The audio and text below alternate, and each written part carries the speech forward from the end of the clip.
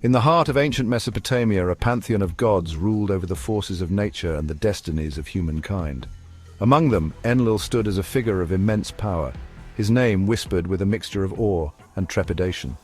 He was the lord of the wind, his breath capable of stirring gentle breezes or unleashing raging storms. The very air we breathe was his domain, as was the solid earth beneath our feet. Enlil's dominion extended far beyond the physical elements. He was a god of creation, his name linked to the separation of heaven and earth. A pivotal moment in the Mesopotamian creation myth. This act of cosmic ordering established Enlil as a force of order, a deity who brought structure to the universe. In the epic Song of the Ho, Enlil is celebrated as a benevolent creator, shaping the world and bringing forth humankind. But Enlil's power was a double-edged sword. Just as he could create, he could also destroy. The wrath of Enlil was legendary. His anger manifested in devastating storms and floods that reshaped the land.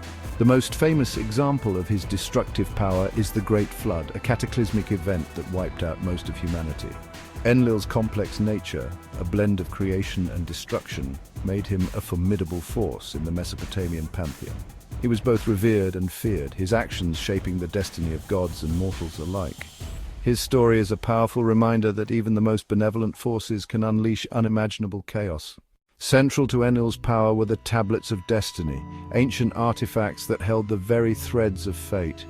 These tablets were more than just mystical objects. They were the blueprints of existence, containing the predetermined course of events for all beings. In Enlil's hands, these tablets granted him unparalleled control over the cosmos. The possession of the Tablets of Destiny elevated Enlil to the highest echelons of the Mesopotamian pantheon. He became the ultimate arbiter of fate, the one who determined the rise and fall of kings, the prosperity or ruin of nations. His decisions had far-reaching consequences, shaping the very fabric of reality. The concept of the Tablets of Destiny raises profound questions about free will versus determinism. If the course of our lives is predetermined, what role does choice play? Did humans have any agency in their own lives? Or were they merely puppets dancing to the tune of fate? These are questions that philosophers and theologians have grappled with for centuries. While the Tablets of Destiny may be a product of ancient mythology, they continue to resonate with us today, forcing us to confront the limits of our own understanding of fate and free will. In Greece, the Sumerian god Enlil was called Zeus. In Rome, he was called Jupiter. In Babylon, Enlil.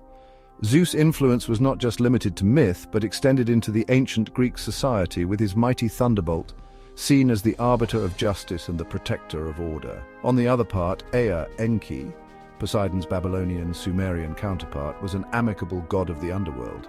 In Sumer, he formed a triad with the gods Enlil and Anu. At Eridu, it is Enki who is regarded as the creator of the universe, including mankind, but he is an artificer who produces by the cunning of his hand. The world is made by him as an architect builds a house.